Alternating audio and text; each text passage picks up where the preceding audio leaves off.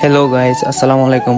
আজকের ব্লগটি হচ্ছে অনেক দিন পর বন্ধুদের সাথে আড্ডা প্লাস রেস্টুরেন্টে বসে খাবার খাওয়া। আমরা বন্ধুরা সবাই মিলে দুষ্টামি করতে করতে চলে যাই ফুড ব্রিজের সামনে।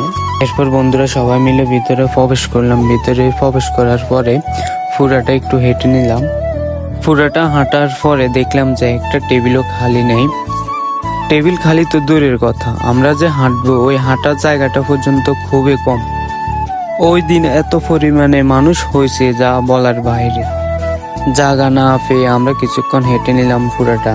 পুরাটা হাঁটার পরে একটা বেঞ্চ খালি পেলাম, তাও 5 মিনিট দাঁড়ায় থাকতে হবে।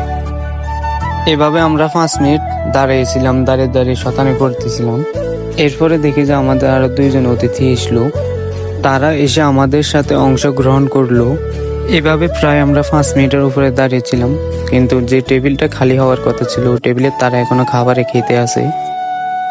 যাই হোক, অবশেষে তাদের খাবার শেষ হলো। এরপর তারা ওঠার সাথে সাথে আমরা টেবিলে বসে যাই, কারণ আমরা যদি 1 মিনিট লেট করি তাহলে ওই 1 মিনিটে টেবিলটা আবার বুকিং হয়ে যাবে। কারণ ওই দিন এত পরিমাণে মানুষ যে যেখান দিয়ে জায়গা পায় সে সেখান দিয়ে বসে যায়।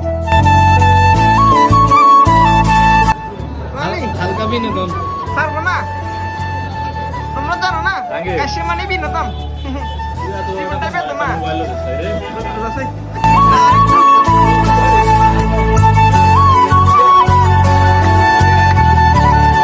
টেবিলে বসার পরে খাবার আসতে আসতে আমরা হালকা একটু বিনোদন করলাম।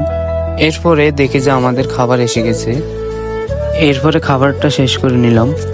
আমার বন্ধু এতই ক্ষুধার্ত যে তার নাকি খাবারে কম হয়েছে, তাই সে কিভাবে খাইতেছে আপনারাই দেখেন। আমার কাছে যেন মনে হয় সে অনেক দিনের ক্ষুধার্ত। সে খাবার শেষ করে তাদের গ্লাসগুলো পকেটে নিয়ে নিল। এরপরে খাবার শেষ করে আমরা চলে যাই তান্দুরি চা খাওয়ার উদ্দেশ্যে। এরপরে চলে আসলাম আমরা তান্দুরি চায়ের দোকানে। এসে 4 জনের জন্য 4টা তান্দুরি চা অর্ডার করে নিলাম। তারা কিভাবে বানায় এটা অনেকক্ষণ দাঁড়িয়ে দেখলাম।